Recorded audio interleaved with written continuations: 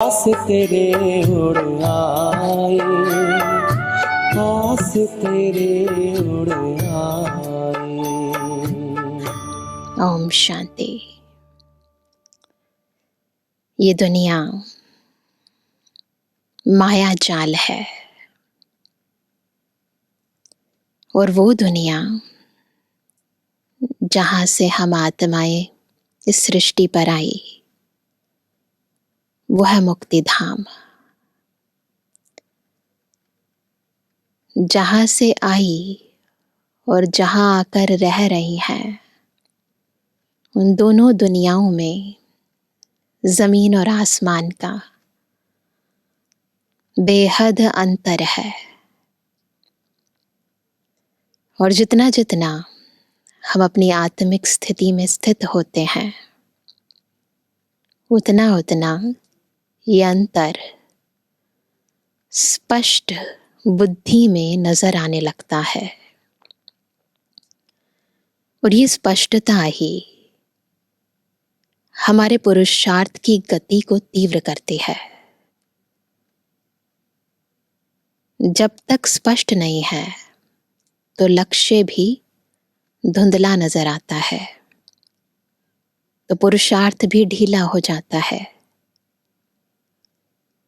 जब अंतर स्पष्ट हो जाता है, सही और गलत में, अंधकार और प्रकाश में, मृत्यु और अमरत्व में, तो पुरुषार्थ की गति उड़ती कला वाली हो जाती है। इसलिए बाबा बार बार हमें स्व की, स्वपिता की, स्वदेश की स्मृति दिलाते हैं, ताकि हमारी बुद्धि इस दुनिया से, इस माया जाल से ऊपर उपराम हो जाए। तो आज भी बाबा हमें बहुत सारी स्मृतियां दिलाने के लिए, बुद्धि को पवित्र बनाने के लिए श्रीमत दे रहे हैं। हम सुनेंगे बाबा के मधुर महावाक्यों में। आज है 27 अक्टूबर 2023। बाबा के मधुर महावाक्य। मीठे बच्चे, तुम्हारी दिल में खुशी के नगाड़े बजने चाहिए, क्योंकि बेहद का बाप तुम्हें बेहद का वर्षा देने आया है। कितनी खुशी की बात है ना? किसी को बेहद की प्रॉपर्टी मिल रही है तो अंदर खुशी के नगाड़े बजने चाहिए।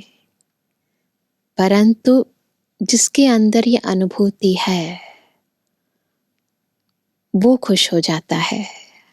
अनुभव नहीं होता तो फिर खुशी भी नहीं होती। प्रश्न है, माया ने मनुष्यों को किस भ्रम में भरमा दिया है जिस कारण वे स्वर्ग में चलने का पुरुषार्थ नहीं कर सकते? कौन सा है वो भ्रम? पूरा माया जाल है। उत्तर है, माया का यह जो पिछाड़ी का पंप है, 100 वर्ष के अंदर एरोप्लेन, बिजली आदि क्या क्या निकल गया है।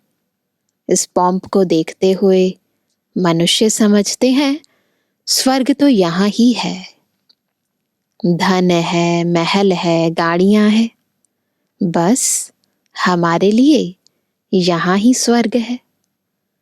यह माया का सुख है जो भरमा देता है। इसके कारण ही वे स्वर्ग में चलने का पुरुषार्थ नहीं करते हैं। तो ये जो भ्रम है, ये मनुष्य आत्मा को कंफ्यूज कर देता है, उसको ईश्वरीय राह पर चलने नहीं देता है। आज का गीत है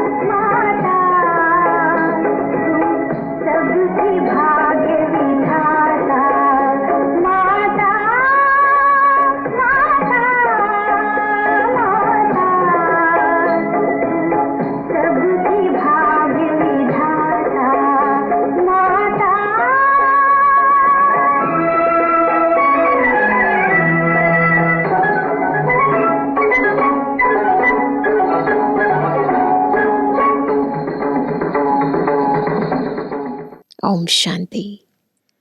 अभी यह तो बच्चों को समझाया गया है कि जो होकर जाते हैं उनकी महिमा गाई जाती है। गीता है ना, माताओं माता। भारतवासी तो जानते नहीं, विद्वान पंडित भी नहीं जानते। जगत अम्बा अर्थात जगत के मनुष्यों को रचने वाली। तुम जानते हो, जिसको जगत अम्बा कहते हैं वह अभी बच्चों के सम्मुख बैठी है। साकार मुरली है तो समय मम्मा वहीं सम्मुख बैठे हैं, तो इसीलिए हम भी इस समय अपनी बुद्धि में मम्मा के चित्र और चरित्र को बिल्कुल सम्मुख रखकर महावाक्य सुनेंगे। तो बाबा कहते, भक्ति मार्ग में तो ऐसे ही गाते आए हैं, तुम बच्चों को अभी ज्ञान मिला है, अर्थात जगत अम्बा का परिचय मिला है। जगत अम्बा के नाम से भी भिन्न भिन्न अनेक चित्र बनाए हैं। माँ के विभिन्न रूप हैं। वास्तव में है तो एक ही जगत अम्बा। उनको ही काली कहो, सरस्वती कहो, दुर्गा कहो। ढेर नाम रखने से मनुष्य मूंझ गए हैं। काली कलकत्ते वाली भी कहते हैं, परंतु ऐसा चित्र तो होता नहीं। बाप कहते हैं यह सब भक्ति मार्ग की सामग्री है। जब से भक्ति मार्ग शुरू होता है तब से रावण राज्य भी शुरू होता है। यह तो मनुष्य जानते नहीं कि रावण क्या है, राम क्या है। यह बेहद की कहानी है। वो तो बस रामायण शास्त्र बैठकर पढ़ते हैं, परंतु बाबा बताते हैं कि यह हद की बातें नहीं है, ये तो बेहद की कहानी है। तुम बच्चे अब जानते हो, रावण राज्य पूरा हो फिर राम राज्य शुरू होता है। राम जरूर सुख देने वाला होगा, रावण जरूर दुख देने वाला होगा। भारत में रावण राज्य है तो उनको शोक वाटिका कहा जाता है। तो द्वापर से रावण का राज्य शुरू हुआ और ये दुनिया धीरे धीरे शोक वाटिका में कन्वर्ट हो गई। बाप ने समझाया है, तुम सब इस समय रावण राज्य में हो। इस समय सारी दुनिया में रावण का राज्य है, विकारों का राज्य है। मुख्य भारत की ही बात है। क्यों मुख्य भारत की बात है? क्योंकि भारत में ही राम राज्य होकर गया है, तो मुख्य तौर पर भारत की कहानी कहेंगे। रावण राज्य में तुम भ्रष्टाचारी बन गए हो। राम अर्थात बेहद का बाप है, सुख देने वाला। इस समय सभी मनुष्य हैं आसुरी मत पर। बाकी रावण कोई 10 शीश वाला नहीं है, जो दुनिया में दिखाते हैं, ऐसा तो रावण नहीं है। यह है 5 विकारों की मत, इसलिए शीश दिखाया है, जिसको रावण मत कहा जाता है। विकारी मत के कारण मनुष्य का ये हाल हुआ है। शोक वाटिका में सब चले गए हैं। शिव बाबा की मत है श्रीमत, जो किसको मिल रही है? हम बच्चों को मिल रही है। अभी आसुरी संप्रदाय है ना, यह बेहद की बात है। श्रीमत से 21 जन्म सुख पाते हो, आसुरी मत से 63 जन्म तुमने दुख पाया है।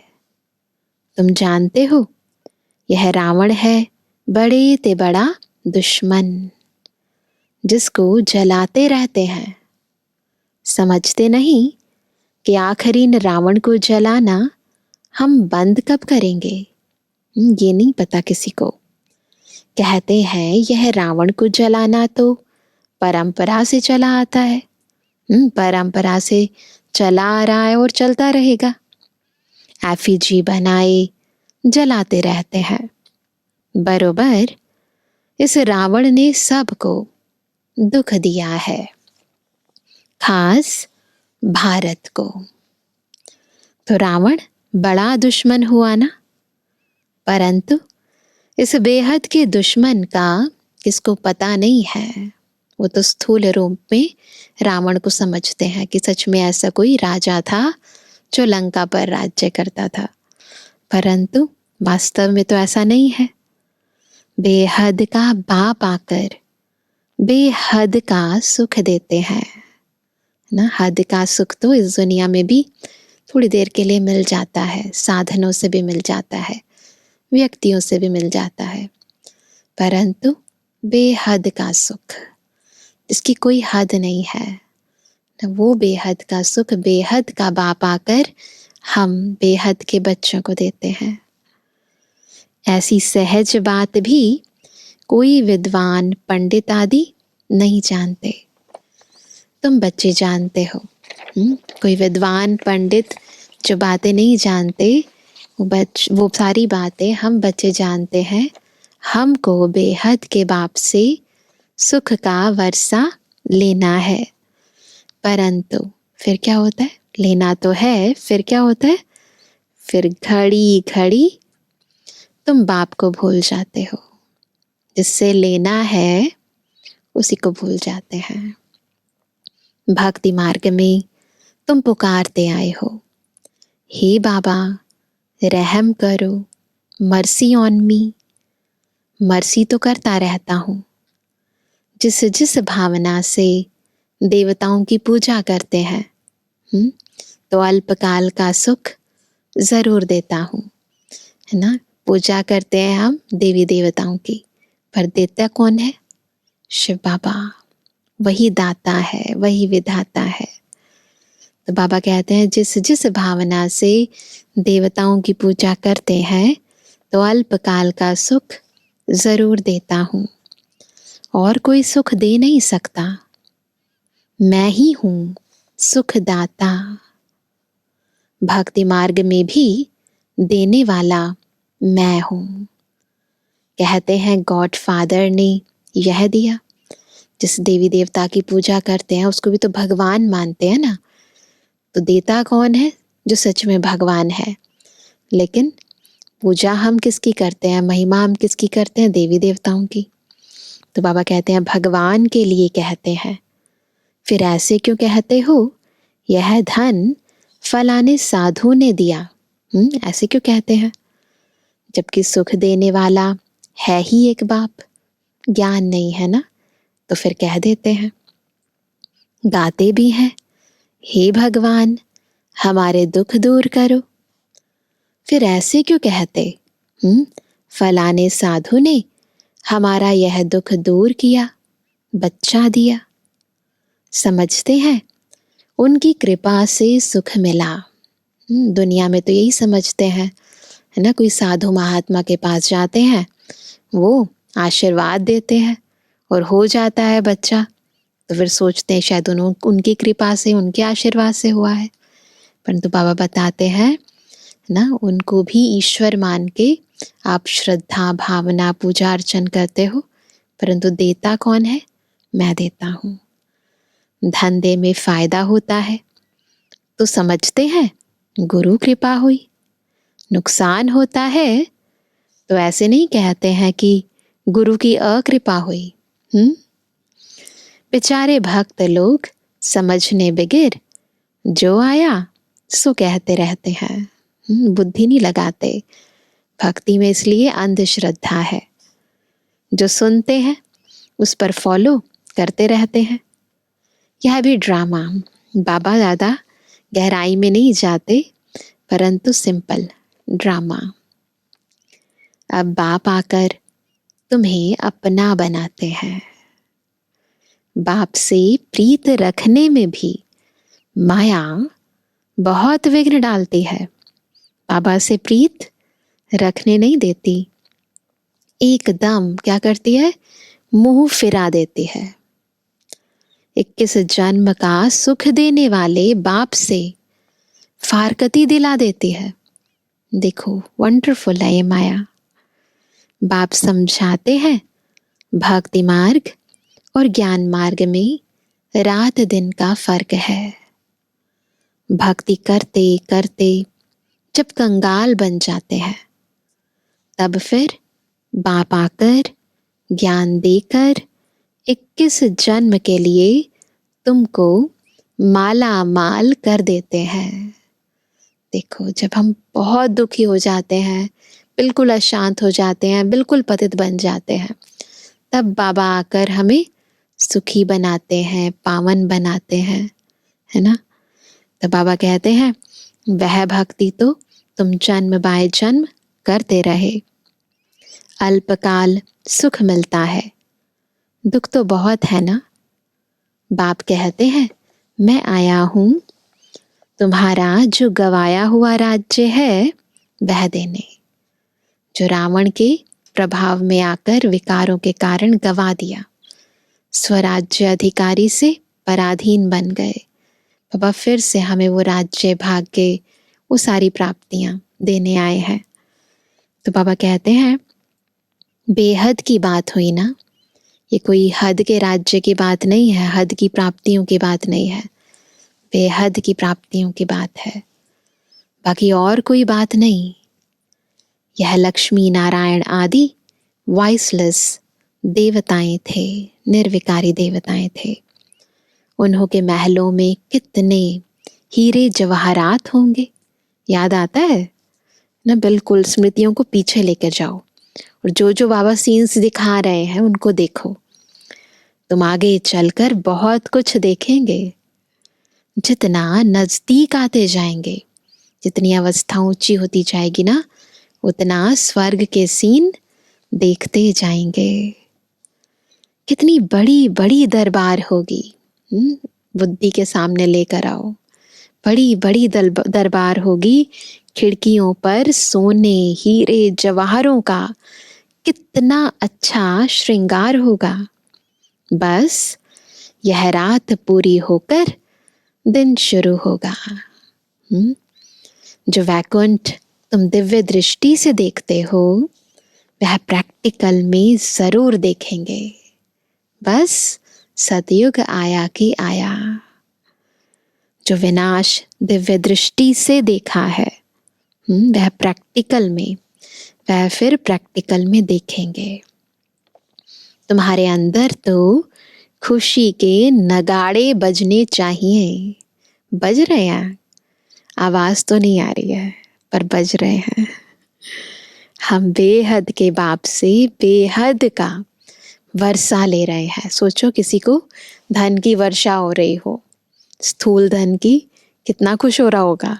और हम पर अविनाशी खजानों की वर्षा हो रही है, आत्मा स्वीकार कर रही है, तो खुशी के नगाड़े बजने चाहिए।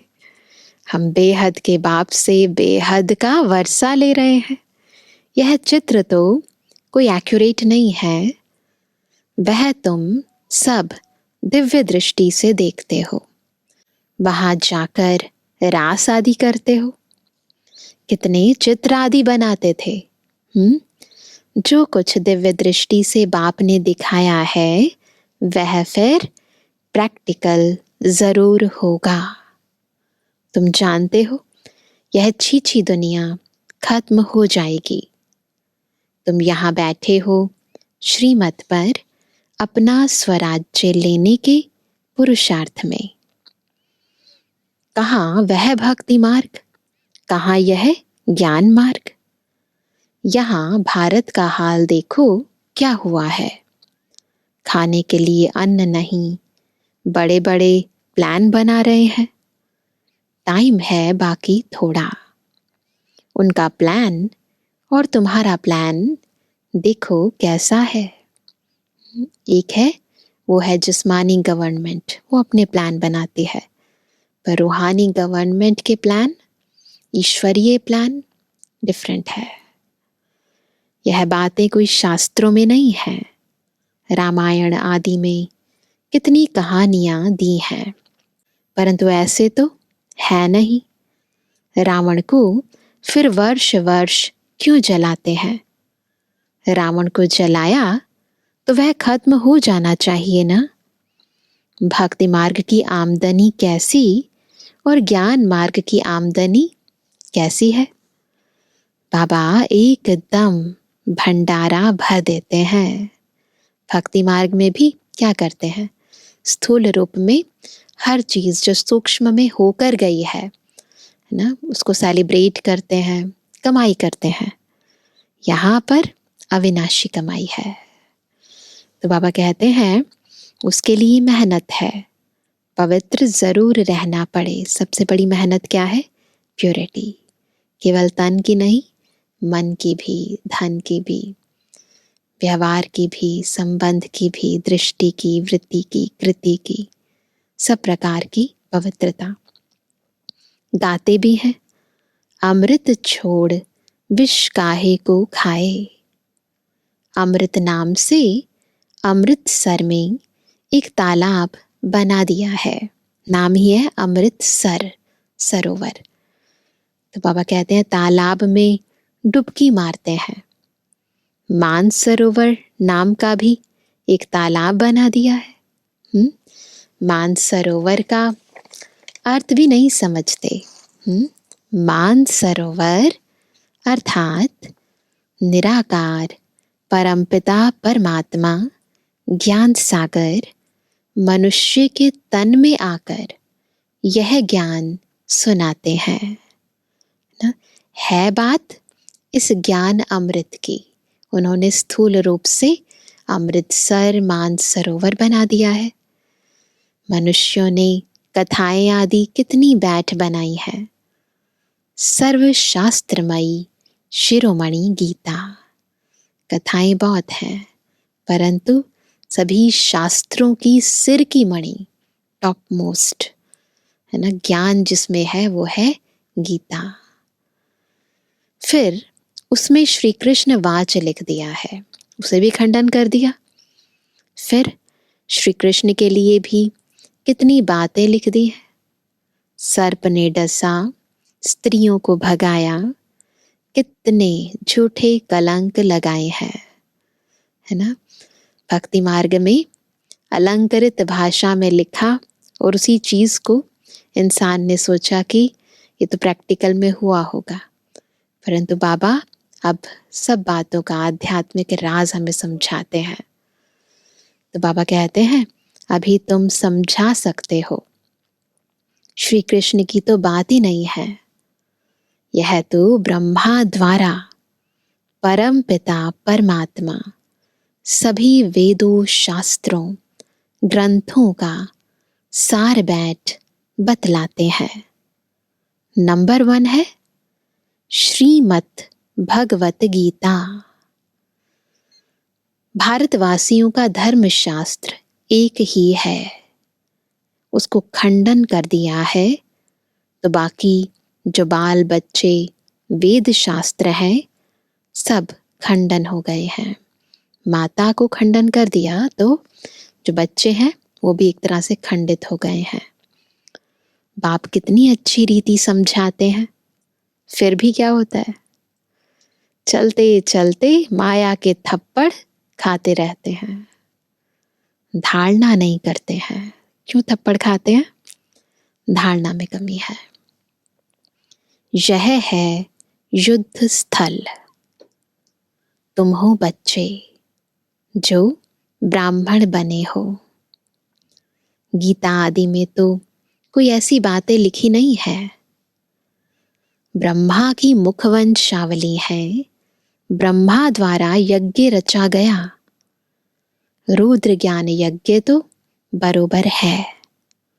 फिर युद्ध का मैदान कहाँ से आया? फिर युद्ध का मैदान कहाँ से आया? गाया भी हुआ है राजस्व अश्वमेध यज्ञ। यह जो रथ है उसको हम बलि चढ़ाते हैं। कौन सा रथ? ये तन मन धन सब कुछ तेरा कर देते हैं, बलि चढ़ जाते हैं।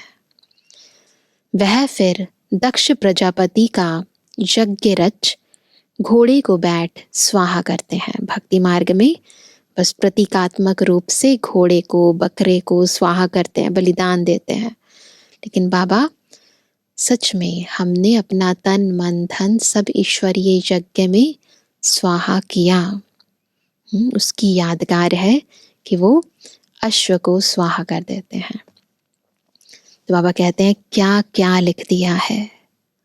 तुम जानते हो, सतयुग में भारत स्वर्ग था, तो जरूर वहां बहुत थोड़े ही होंगे। देवी देवता थोड़े थे। जमुना के कंठे पर बरोबर राज्य होगा, भारत परिस्तान होगा। सिर्फ देवी देवताएं राज्य करते होंगे। वहां तो गर्मी आदि होती नहीं, जो कश्मीर शिमला आदि जाना पड़े, है ना, वहां नहीं होगी। तत्व भी बिल्कुल सतु प्रधान हो जाते हैं। यह भी समझने वाले समझें। सतयुग को स्वर्ग कहा जाता है, कलयुग को नर्क कहा जाता है। द्वापर को इतना नर्क नहीं कहेंगे, इतना नर्क नहीं होता है द्वापर में, फिर भी बहुत कुछ अच्छा होता है। लेकिन कलयुग अंत तक तो बिल्कुल नर्क हो जाता है। त्रेता में भी 2 कला कम होती है। सबसे जास्ती सुख कहाँ है? स्वर्ग में है। कहते हैं फलाना स्वर्ग पधारा, दुनिया में भी कहते हैं, परंतु स्वर्ग का अर्थ नहीं समझते हैं। स्वर्गवासी हुआ तो जरूर नर्क में था ना, बिल्कुल ना। अगर स्वर्गवासी हुआ, स्वर्ग में गया, तो यानी यहाँ स्वर्ग नहीं है, फिर यहाँ क्या है? डेफिनेटली नर्क है। हर एक मनुष्य नर्क में है। अभी बाप तुमको बेहद का राज्य देते हैं। वहां तो सब कुछ तुम्हारा रहेगा, है ना। सतयुग में सब कुछ हमारा रहेगा। तुम्हारी पृथ्वी, तुम्हारा आकाश, तुम्हारा जल, तुम्हारी वायु, तुम्हारी अग्नि, 5 तत्व तुम्हारे। तुम अटल, अखंड, शांतिमय राज्य करेंगे। दुख का नाम ही नहीं होगा, होने की तो बात ही अलग है, नाम भी नहीं होगा। तो उसके लिए कितना पुरुषार्थ करना चाहिए? बाबा टेम्पटेशन देते हैं, तो फिर मेहनत तो करनी चाहिए ना। अवस्थाएं बच्चों की कैसी हैं जानते भी हैं। हमारे मम्मा बाबा बहुत अच्छी रीति पुरुषार्थ करते हैं, क्यों नहीं हम भी पुरुषार्थ कर वर्षा लेवें। जब मम्मा बाबा ले सकते हैं तो हम भी तो ले सकते हैं ना। बाप कहते हैं, बच्चे थक मत जाना, पुरुषार्थ करते करते थक मत जाना। श्रीमत पर चलते रहना, श्रीमत को कभी भूलना नहीं। न देने वाले को भूलना, न वर्षे को भूलना, न श्रीमत को भूलना। इसमें बड़ी सावधानी चाहिए ना। श्रीमत पटरी की तरह, जरा से इधर से उधर हुए, बस ट्रैक से आउट। जो कुछ करो पूछो, बाबा हम इसमें मूंझते हैं, इसे करने में हमारे ऊपर कोई पाप तो नहीं लगेगा? हर कदम उठाने से पूर्व बाबा से वेरीफाई कराओ। बाबा कहते हैं, बाबा कभी कोई से लेता नहीं है। भक्ति मार्ग में भी ईश्वर अर्थ दान करते हैं, तो रिटर्न में फिर लेते हैं। शिव बाबा लेकर क्या करेंगे? बाबा को क्या करना है? उनको कोई महल तो नहीं बनाने हैं, सब कुछ बच्चों के लिए करते हैं। मकान बनवाते हैं, वह भी तुम्हारे पिछाड़ी में रहने लिए। बाबा को खुद थोड़ी ना कुछ चाहिए, सब बच्चों के लिए है। तुम्हारा यादगार मंदिर भी यहाँ है, दिलवाड़ा टेम्पल, तुम भी यहाँ बैठे हो। जो सर्विसेबल बच्चे हैं वह आगे चल बहुत रौनक देखेंगे। बिल्कुल, बुद्धि में स्पष्ट सतयुग के नज़ारे नजर आएंगे।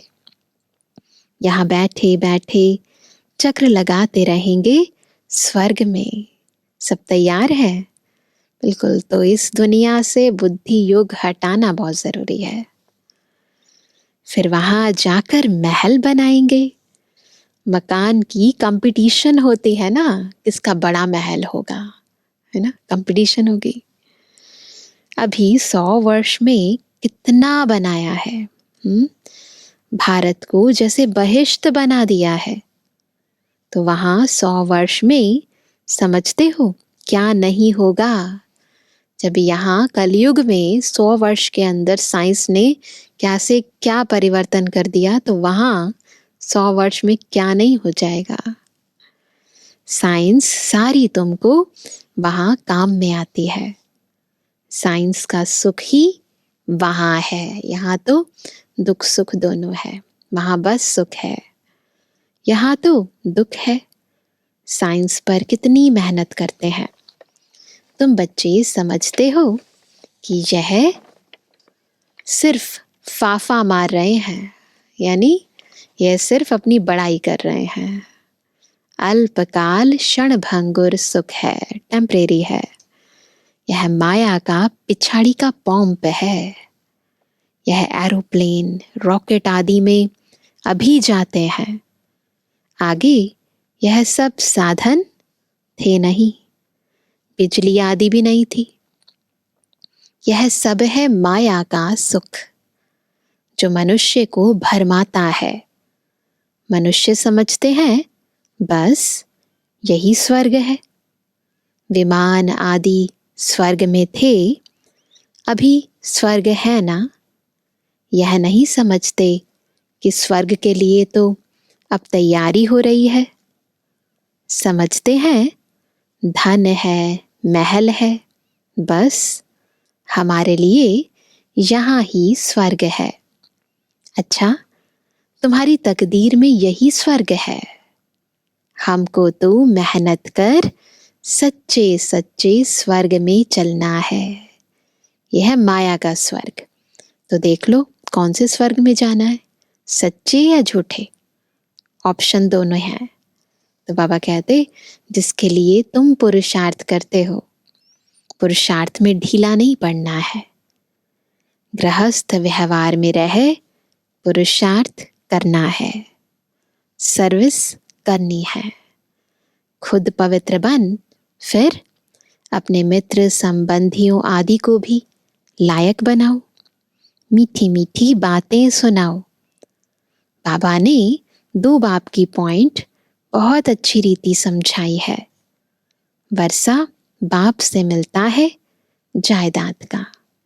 अच्छा मीठे मीठे सिकंदर जवानी बच्चों पितृवानी बाप दादा का दिल जान सको प्रेम से नंबरवार पुरुषार्थ अनुसार याद कर। रूहानी बच्चों की रूहानी बाप दादा को गुड मॉर्निंग, नमस्ते नमस्ते नमस्ते। धारणा के लिए मुख्य सार पहला, पुरुषार्थ में कभी भी थकना नहीं है।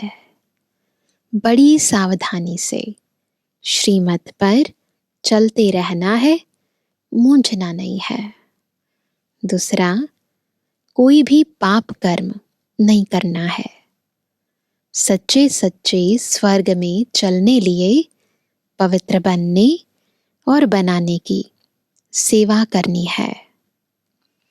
वरदान है निश्चय बुद्धि बन, लौकिक में अलौकिक भावना रखने वाले डबल सेवाधारी ट्रस्टी भव। कितना अच्छा वरदान मिला, डबल सेवाधारी ट्रस्टी भव। कब बनेंगे? जब निश्चय बुद्धि बनकर लौकिक में अलौकिक भावना रखेंगे। है लौकिक लेकिन भावना अलौकिक है, बाबा के हैं। सब कुछ किसका है? बाबा का है। कई बच्चे सेवा करते करते थक जाते हैं, सोचते हैं यह तो कभी बदलना ही नहीं है। बिल्कुल दिल शिकस्त हो जाते हैं। ऐसे दिल शिकस्त नहीं बनो। निश्चय बुद्धि बन, मेरेपन के संबंध से न्यारे हो चलते चलो। कुछ मेरा नहीं है, सब तेरा।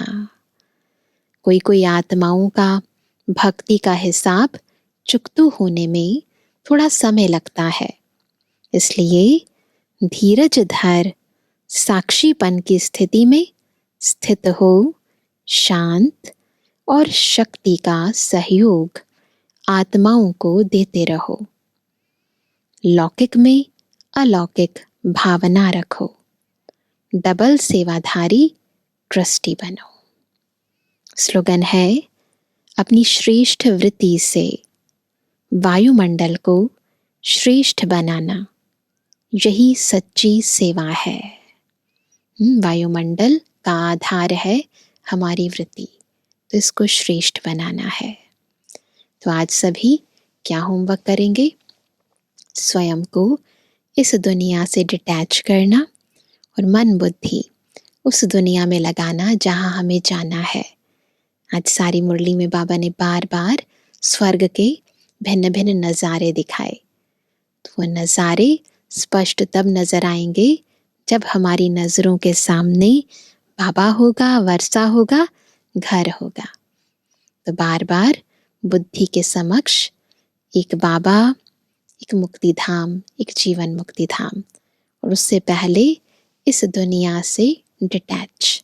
तो डिटैच होने का और नई दुनिया से अटैच होने का हम अभ्यास करेंगे। अच्छा, ओम शांति।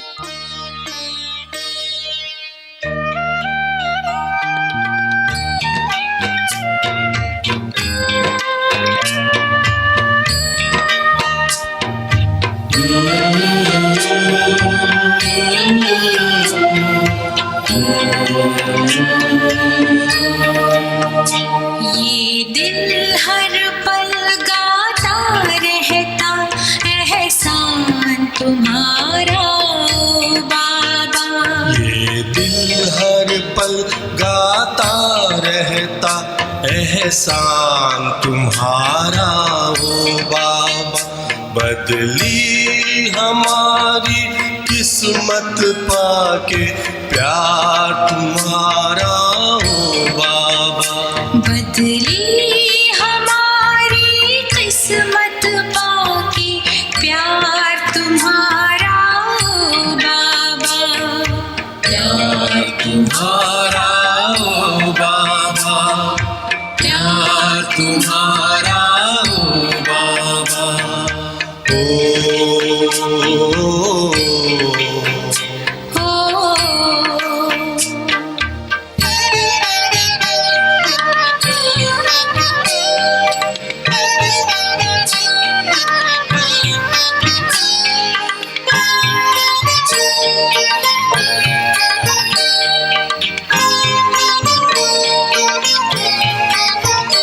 हम खुश नसीब है बाबा, तेरे स्नेह से पल रहे हैं। दामन में भर के खुशियाँ फूलों सा खिल रहे हैं, फूलों सा खिल रहे हैं। ये आंखें करती रहती बस दीदार तुम्हारा ओ बाबा। ये दिल हर पल गाता रहता एहसान तुम्हारा ओ बाबा।